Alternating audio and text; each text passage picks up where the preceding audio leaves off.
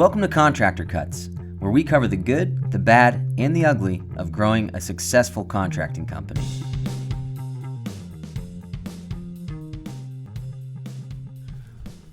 Welcome to Contractor Cuts. My name is Clark Turner. I'm Jared Flo. Thank you for joining us again. So, part 2 of the 2 things more important than quality and how to protect them. Yep. Last week we talked through the 2 things, which are reputation and money. The 2 things more important than quality. Quality is important. You got to have it, but that's a baseline. Yep. You got to have that no matter what.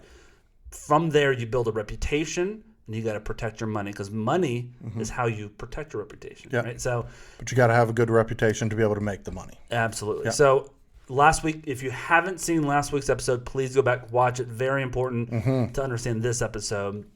Jumping into this week, how do you protect your reputation and your money? Yep. And for that, we've 2 different paths, right? So protecting your reputation means that we're going to have expectations set for homeowners and communication throughout the job, which we're going to dive into, and how to ensure that they view you as a reputable, trustworthy company.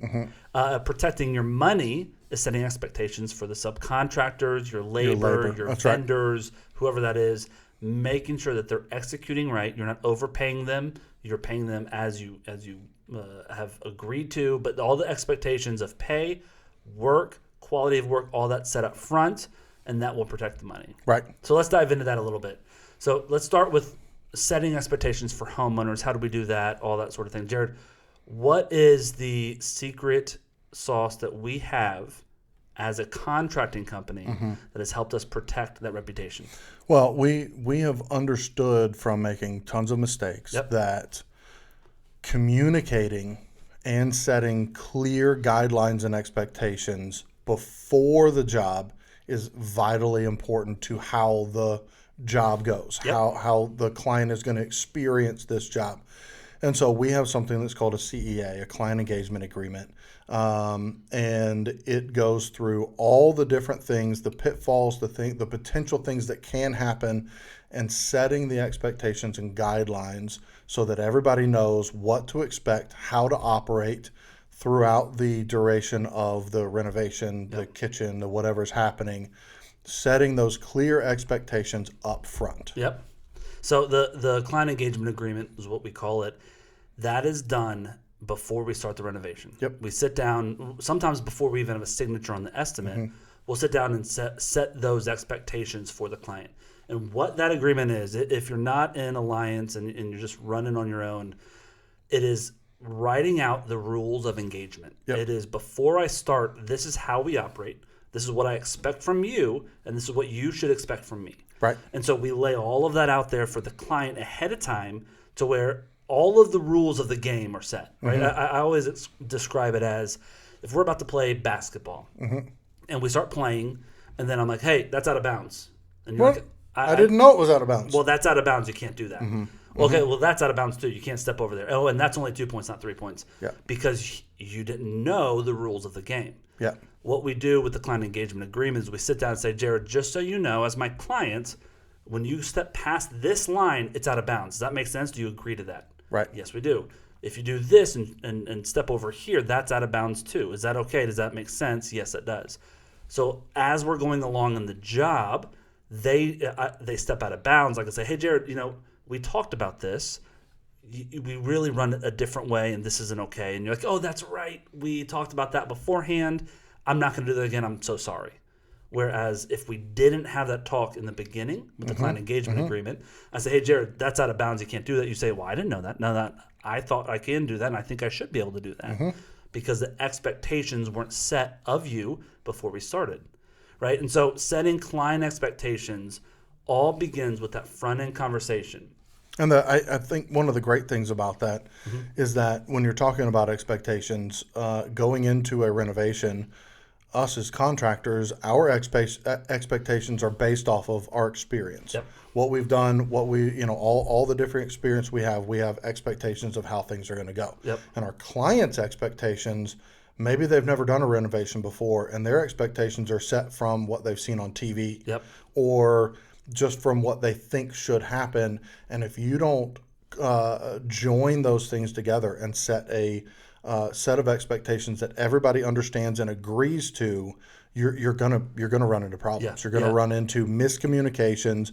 You're gonna have your client having expectations of you that you don't even know. Yeah. They're- Every person, every client that you are ever going to have has some sort of expectation of how the job should run. Your job as a contractor is to either confirm that expectation or set new expectations and help them understand what that is, right? Yeah. So our number one job as a general contractor in any business that you're running, whether it's roofing, painting, gutters, cleaning, GC, whatever it is, your job 100% is to set the expectation of exactly how your job runs. Might be different than the last renovation they did. Most people have never done one before, right? This is how it goes. Now, if you're a small guy, let's say you're a roofer, right? It's a one-day job. You're going to get in and get out. This is what we do. This is how we cover your bushes. This is how we clean up after we're done. This is where I'm going to put my dumpster. I need your car out of the driveway. This is what you should expect from us. We will be 100% clean up, but don't walk your dog that day because there will be nails in your... Setting all of that up on the front end before starting stops the 17 phone calls throughout the day. Right. Well, I can't walk my dog. Well, I can't do this. Well, I tried to park in the driveway, but your dumpster... All of that stuff is taken care of. So looking at what you struggle with day to day, I mean, that's how our client engagement was built, was we looked at day after day after day, client after client. What are bottlenecks that we're running into? What are issues? common problems and issues we're running into? It was 15 years, and we're still changing. I mean, we changed it 2 weeks ago of, that was an issue that we didn't set a good expectation for. So let's go and put that in our client engagement so then they can now understand that this is how it happens if that happens. So, Clark, how does that, doing that in the CEA, how does that connect to reputation? Good question. So reputation is connected to setting those expectations because those expectations affect how you enjoy or don't enjoy the renovation. Those expectations that you agree to before we start might actually lower some of the things you thought. Right? I'm not going to be on site 7 days a week. I'm going to be here 3 times this week. I'm going to check in. I'm going to do this. I'm going to do this. Is that okay with you? You say okay. So your expectation went from thinking you'd see me 7 times in a week to see me 3 times in a week. Right. And so now that... So now I'm not disappointed. Now when I show up 3 times, you're like, great, I'm getting exactly what I want. Where previously you said, okay, in my head, I think he'll be here every single day. And he hasn't been here 4 days this week. Right. And so you're disappointed because you think I'm not giving you what you paid for. Right. And what the client engagement and the expectations we set up in the front end is, this is exactly what you're paying for. And if you say, Clark, I want you here 7 days a week, then I would say, okay, well, what I quoted you was 3 days. If you want me here more than that, I'm going to need to increase the cost. I don't think I need to increase the cost because 3 days will allow me to do my job perfectly. But if you want me here more, we can charge you more. Right. And every single time the client says, I think I'm good with 3 days. If that's how you guys do it, that's good. Well, I'm good with me. But now, week 3, I've only been here 6 times, right? 3 days a week, and you're like, this is great. You're doing everything you're supposed to be doing. All my expectations are met. And so you're happy with us. You still trust us. We're doing what we said we were going to do. And our reputation is that we are a company that does exactly what we say we're going to do and manages the job well. Yeah, I think one of the other things for me that it helps with reputation is most of the time, I mean, in this industry, contractors have a really horrible reputation of taking advantage of people, overcharging people, not communicating, not showing, all the different stuff. Fly by night. Yeah. That's right. And as a consumer, you're going into this and you're asking your neighbor, you're looking for reviews and trying to make a choice on who to use, but you're trying to avoid, you're trying to get what you want, trying to get the renovation that you want and avoid being overcharged and being screwed by somebody. Yep. And from before we've even spent $1, before we've even set foot on site, swung a hammer, we're spelling out all of the possible problems that we've experienced that we want to set guidelines for on the front end so that everybody knows how to operate, because we want to make sure that you, Mr. Client, don't get taken advantage of. And we want to make sure we don't get taken advantage of. And that sets a precedence of trust. Yeah. And I think off the bat, it builds reputation. It builds that trust, Yep. and it builds that reputation of like, you know what, these guys have thought through this, and it's not just them trying to get money from me. Yeah. It's actually feels like them trying to partner with me to deliver what I'm trying to get. We start day one as your advocate. Let me show you all the pitfalls of renovations and how we deal with them. And some you might not like. You might want me there 7 days a week. You might not like that, but you understand it and we agree to it. Right. So here are the pitfalls. I'm your advocate here. I'm not trying to extract money from you like most GCs or contractors are trying to get the most money out of your pocket to where you feel like you got to be guarded. But instead we approach our clients and say, this is the pitfalls. This is how we do things. This is how we ensure that you're going to enjoy this renovation. And if we're all going to follow these rules, are you okay with agreeing to them? And then I can hold you accountable. You hold me accountable to them. And we have an exact rules that we all follow for this to be an enjoyable, reputable renovation by the end of it. Yeah. And so that's one of the big parts of that for us. It's an hour and a half, sometimes 2 hour meeting before we've even got a signature on the contract. Right. And so for us, we do that because if I can sit down with a client who has no clue how renovation runs, I can explain to them how we run a renovation, what they can expect, what they cannot expect, and what I expect out of them. They feel I have the whole picture of what this is going to be, and I can't get screwed. Yep. And so I think in 15 years doing this, setting these expectations in this meeting, I think we've lost one client after that meeting. Right.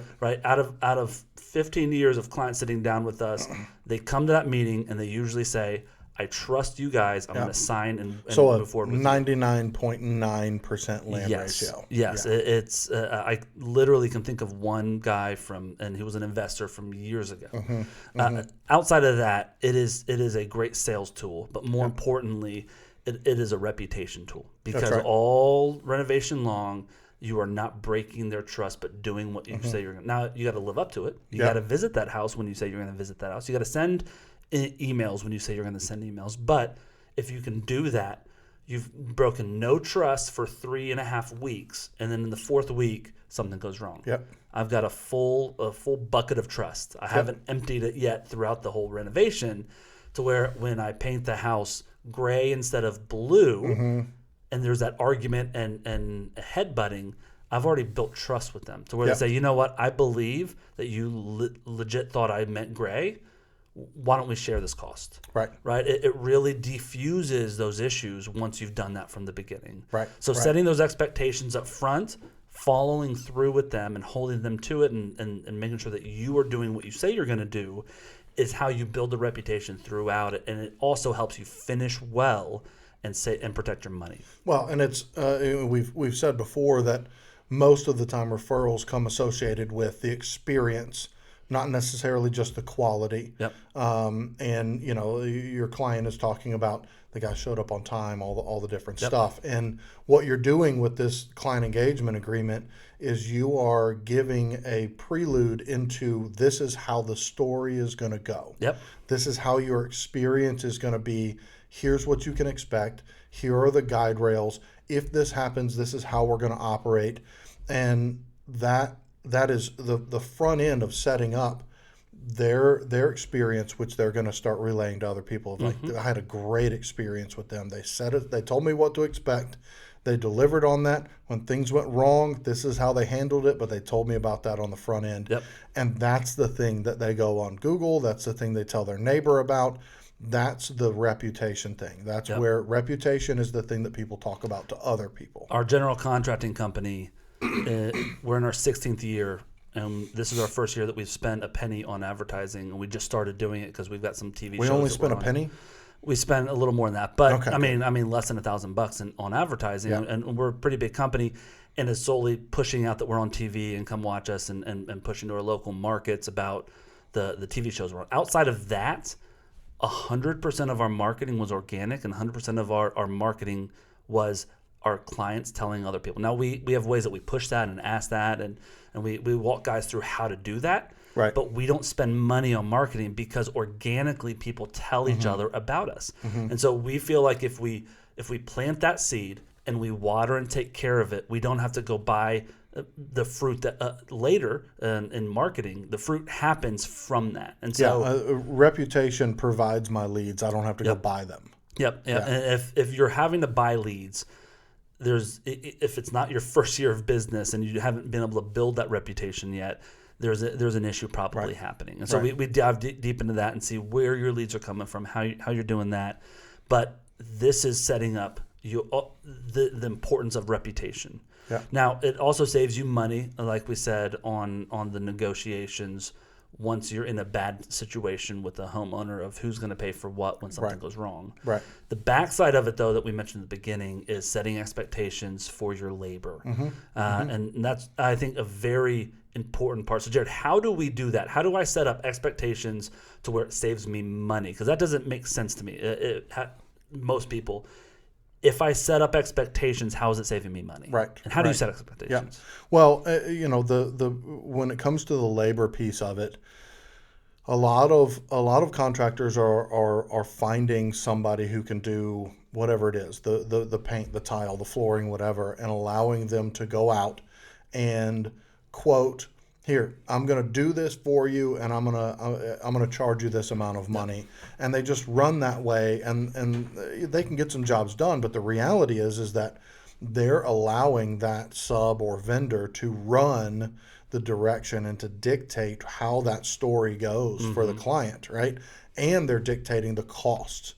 And what we try to do is we actually do that the same way we do it with our clients, is we try to set it up on the front end. So when we find a new subcontractor or a new vendor, we bring them in and have a conversation with them. We get to meet them, we get to learn who they are, but we also go through something that we call our subcontractor agreement that spells out all the expectations of how we want them to operate.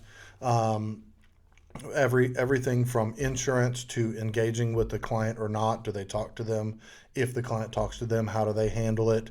How to deal with referrals. How to deal with referrals. Dress code. All that how stuff. are you going to be paid? What are you expected to do on a job site and not, and how do you know? Yeah. And we show them that we use a work order system that spells out exactly what we want them to do, from all the specifics of every line item, and here's exactly what you're going to get paid to do that. And here's a time frame I need it done. And here's a time frame to get that done. And so it's putting expectations on the subcontractor. And the cool thing is that our subcontractor agreement mirrors the promised expectations of our client engagement. Yep. Right? And so the people who are on site, who are actually delivering the product, putting the paint on the wall, putting the floor in, whatever it is, they're being led by us to do things a certain way that match what we told our client that we're going to do. A great example of that is in our client engagement agreement. We say, listen, you get one point of contact. That is your project manager. Usually the project manager is sitting in the room, or it's me walking through this. I'm your one point of contact. What we agree on in this is that you're not going to talk to any of my labor on site. I don't want you asking them questions. These guys are paid for the job in total. They're not paid hourly. So my painter, who's walking you around for an hour showing you the paint job, did that for free. He's doing it for free. So don't take that from our painters. And he might tell you something that he doesn't know that I do know. He might say, no, we're not painting the basement. Well, I might have a different crew coming in to do that. So we tell our clients, hey, you need to talk to me. If you have any questions, call me. Do you agree not to talk to my crews, not to get their numbers, not to ask them questions? Obviously, if you walk in the house and it's painted red and you were supposed to paint it white, you can say, guys, stop. Let's involve our project manager. Right. But outside of that, do you agree to that? Clients say, yeah, that makes sense. Subcontractor agreement mirrors the same thing. Hey, do not talk to our clients. If they try to talk to you, you defer them to your project manager. You say, listen, here's the phone number. I give you full permission to not answer a question. Yeah. And our subs love that. They're and like, because we've already defined the rules with the client, by the subcontractor saying, hey, I need for you to call this other guy, which could previously, if there was no conversation ahead of time, could come across as this guy's being a jerk. Like, why is he? I just want to ask him a question. We've already defined, you don't have a conversation with this guy because we have one point of contact to make sure that there's clarity on the information that needs to be, that's important on this job. So when our sub says, go call the project manager, the client's like, oh, that's right, I should call them, to where it's not a confrontational and nothing else. So that's an example of how they mirror each other. But setting those up and showing them, this is how we pay, this is how you get paid. I'm going to send you a work order. If you disagree with it, you got to talk to me before you start the work. No invoices will be paid or change orders will be paid without prior approval. All this stuff that we say to the client as well. That way, I'm sending you a work order.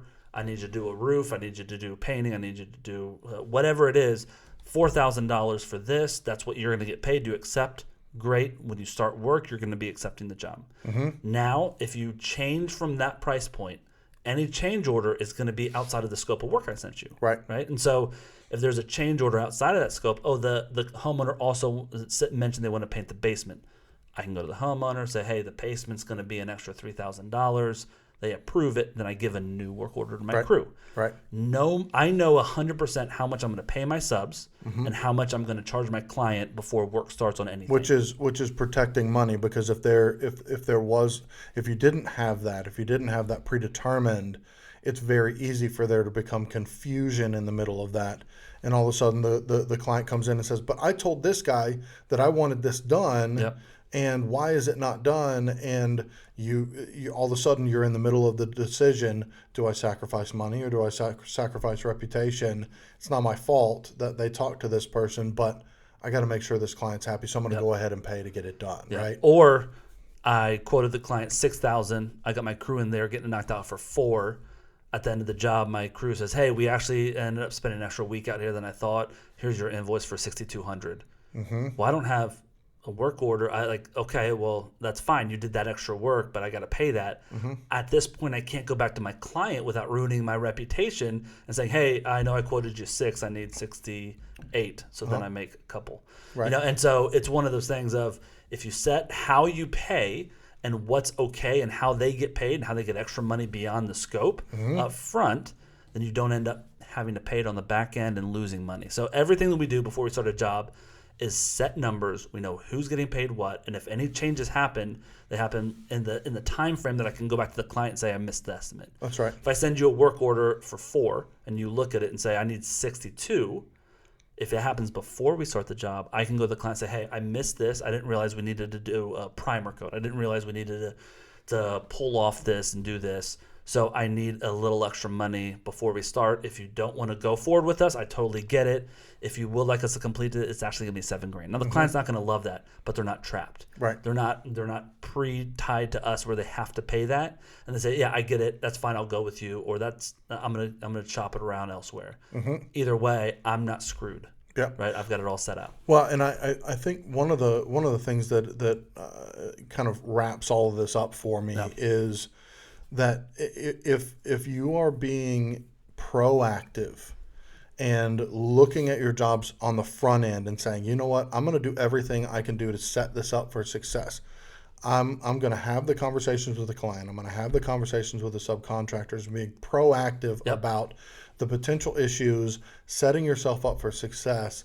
You come out a lot better on the back end of it. If you're being reactive, there's a lot of dominoes that affects.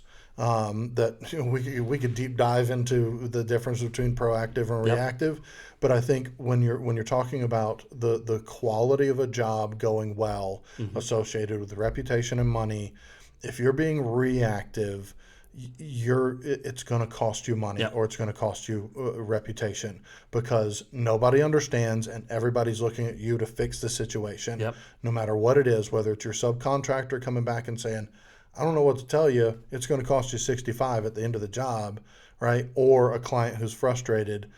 If you've set yourself up for success and been proactive with the way that you've started the job, it's going to clear up a way to protect your reputation and protect your money at the end of the day. But how do I be proactive, Jared? That's one of the big things that I don't know how to do.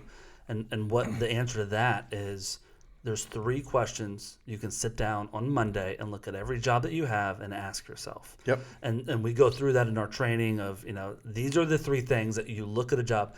I need you to set aside 1 hour Monday morning, wake up an hour early, go through your jobs and ask yourself these 3 questions.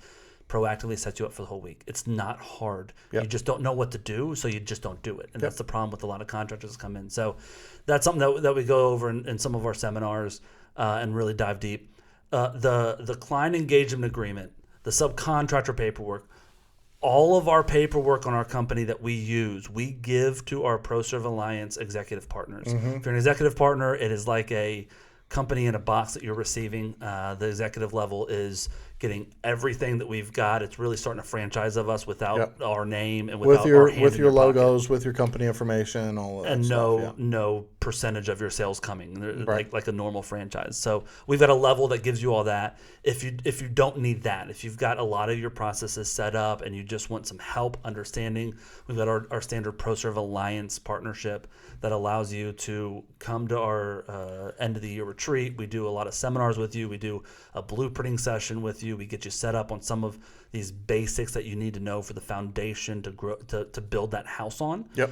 And then we also have just the software. If you just want our software and you enjoy consuming some of our education, you can build it kind of yourself on the software. Great. We've just offered that. Our software. Use the software as the backbone of your company and run with it. The software is better than anything out there. Yeah. And that's the cool part is, that's where we've really found traction in this industry, is that the software is better than what's out there. Yeah. And our processes and procedures that we're teaching alongside of it is they work together. It's not They just work hand in hand. That's it's not, right. It's not a tool. The software isn't just a tool like a lot of guys use their software. It is the backbone for duplicating yourself, managing your employees, managing your client communication, managing your estimates that turn into work orders and also turn into invoices at one page. It's super simple and great and easy.